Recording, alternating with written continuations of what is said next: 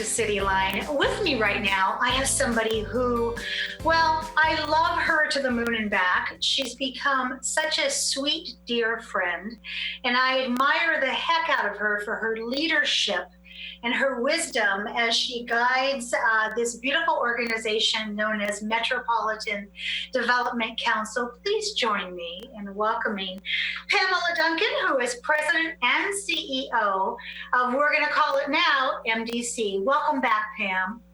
Hi, Amanda. It's always so good to be in your presence, even virtually. I miss you. Thank you for inviting me to be here. I miss you too, sweet pea, and welcome to my kitchen. Love it. It's a sign of the times. So I want to start off because there is this beautiful new partnership in town between two powerhouse organizations, one being MDC and one being the Tacoma Urban League.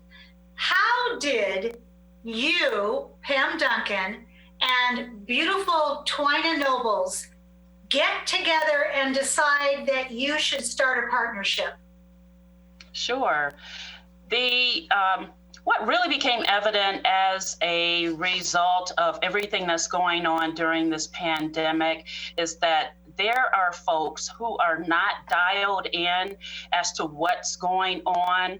They're not on Zoom calls all day long, every single day, and having conversations with their peers. They're our community. They are our friends, our family members, our neighbors who have perhaps turned off the TV because they're tired of hearing about COVID-19 all day long. And they don't know what's going on, and they don't understand the impacts. Maybe initially at first they really did not understand why the pandemic response is how it is. And so I really wanted to make certain that we were able to provide a venue for that. And I also realized that this isn't about MDC claiming this space for this, because this disease is no respecter of persons. And so we shouldn't be territorial about making this opportunity, creating a platform and a virtual space to talk about this. And so when I reached out to my dear friend, sorority sister, colleague, Twina, she said, sure. It wasn't like, okay, so what do you mean? It was just like, you are absolutely right. Let's go in, let's partner. We're long overdue for doing that anyway. And it's just been like, it's just operated like a dream. I love this. And I want to share with our viewing audience, the reason why Twina is not with us is because she's running for office. And when you declare that you're running for office, unfortunately, at that point, you cannot come on City Line because we are city-run television. But otherwise, she would be here because she is such a force to be reckoned with, like you are, Pam. When you put your mind to something, you and Twina, it's like within 24 hours, people are together and it's done. So I want to talk about these conversations. First off, Pam, what are they called? How do we tune in to these conversations, and who are they for? The conversations are called Straight Talk. Community conversations about coronavirus. These conversations are, again, about just everyday impacts of COVID-19, how it impacts our community. So we always have a specific topic for every session that generally airs every Monday at 5 o'clock, and so it's live. We always have a topic with a panel. However, we also just cast the net very wide for folks to tune into the conversations and listen and weigh in with their questions. I love that. So when you've said something that is just so full of grace. You said our community. So I'm going to ask you this question. When I look at COVID-19, and we all track the curve every day because COVID's going to tell us when it's time. What I see that makes my heart hurt so badly is the ill effects of COVID-19 on our brown and Black communities. It is devastating what it is doing to our brown and Black brothers and sisters.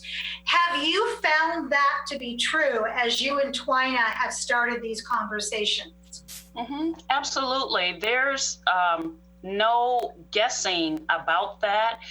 Really, what COVID-19 has done, it has been to really elevate or illuminate the standing, embedded, systemic disparities in our society. This is just one more way that the disproportionate impacts of life in our country are showing up, are being manifested in Black and brown communities. And it's not that Black and brown non-white communities are inherently predisposed, have a greater predisposition. It's not that these communities are doing something that's necessarily wrong. It's the results of all of the privileges that have been afforded to white folks that are not naturally afforded to Black and brown communities that really make the impacts makes folks more vulnerable, more at risk for contracting the disease. Yes, and so Pam, I'm gonna riff on that for a second here because I'm white. I have white privilege. So I want to contrast something here to really give our audience maybe a really good idea of what you and Twina are opening up our eyes to. Every day I work from my home, and I have a mask, I have gloves, I will occasionally go to the store, but I don't leave my house very much. Let's contrast this to somebody who is working on the front line in fast food. They are working so long hours for so little pay that they don't have time to hear about ways to protect themselves, or maybe they don't have a TV, don't have a computer, they're not feeling good. They don't have the luxury of staying home because they have rent they have to pay. And so they start to get sick, but they've never gotten sick like this before, don't have a doctor, don't have a car. Pam, do I need to go on with my white privilege? Nope. Not for me. So Pam, as you and Twina have been putting these conversations on and deeply listening, what have you learned, and or perhaps what has surprised you the most? Sure.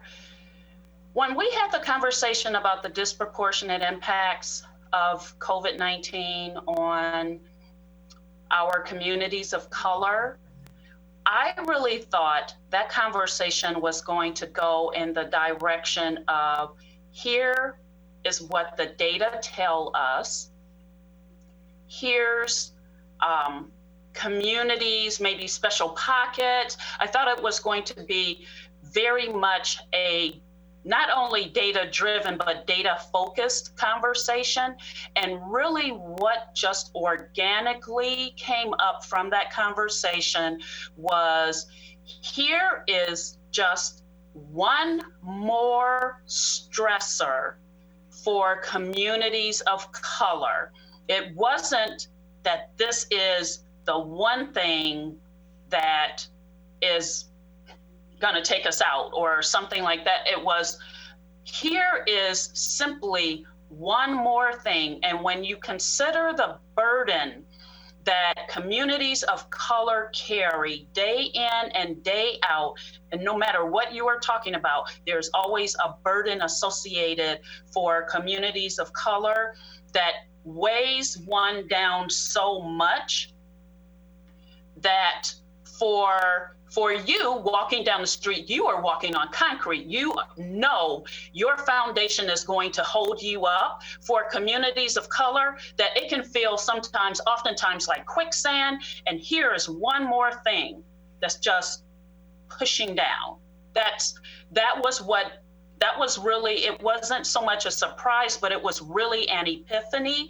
And the thing that we have learned is what comes up time after time is the behavioral health, specifically the mental health toll that this entire situation is taking on everyone.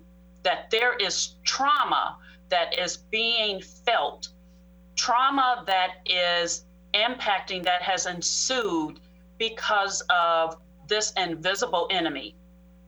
Oh, you said it so well. I watched your shows, and the one that had the young people on it, all of them are great, but the young people, that one broke my heart. Because as you just beautifully said, there's already stressors that happen, but this COVID has just magnified and blown up everything. And here we have these beautiful children who are worried about graduating from high school, are concerned about their grades, are missing their friends. And I think about the trauma that this is inducing for them. We are going to have generations that have those aces in their background because of the way that this COVID is keeping us sequestered. So you mentioned behavioral health, Pam. What other topics do you and Tawana believe you're going to have in the coming weeks? We had a conversation that I consider to be part one, discussing the impacts of coronavirus on those who are unsheltered. And we have to come back and do a part two and probably a part three, because what we are learning, and this was from a conversation I had with some of our peers at the Department of Commerce, it's anticipated that approximately 30,000 more folks throughout the state will become homeless post-pandemic. We have to talk about and be purposeful about what we do as a society to keep people housed and get people housed, to keep them there, to get them there. And so we know we will have that as another, a part two, and again, maybe a part three. We also are planning to have a conversation about education, and specifically how coronavirus has impacted our students' educational journey. So that's on its way, as well as to talk about the economic impacts. Certainly, we have many organizations in our community, the Chamber, who is doing a great job of having calls every week. There are still many folks in our community who aren't privy to that information, that net isn't being cast wide enough for them to be involved in it. So we want to make certain that we talk about it in everyday, just layman's term, what it means. Although I'm sure overall people get it. You know, there are some industries that were hit extremely hard. People were laid off right away. And then there are going to be lagging impacts from coronavirus. Absolutely. Pam, in this last minute, I know that one of the messages that you and Tawana, one of the many great messages is hope, that there is hope for this. Tell us where we can go to get more information about Straight Talk and how we can put it on our calendars so we can tune in, and also so we can send in questions, because you do take questions. Mm-hmm. Absolutely. People can go to MDC's website, which is mdc-hope.org. and also to the Tacoma Urban League's website. Both of our websites list Straight Talk as one of the primary items you will see on our homepage. People can also email me at pduncan@mdc-hope.org, and I'll be happy to share information. Or if people just want to weigh in and say, hey, here's a topic you really ought to consider. Well, it is my prayer that Straight Talk goes on forever, because we need more straight talk in our life. And as our mayor says, Tacoma is stronger together, and that's all of our community. So I want to say a huge thank you to you and to Twina for having your hearts open, your eyes up, looking around and saying, what does our community need? Because this is a gift, and it comes from two of the most wonderful goddesses I know. So thank you so very much for doing this. And I want you back in my kitchen in about 90 days, okay? Yes, ma'am. Thank you. Take care of you and your lovely family. Thank you. You take care too. Stick around. We have much more to come on City Line, so please don't go away.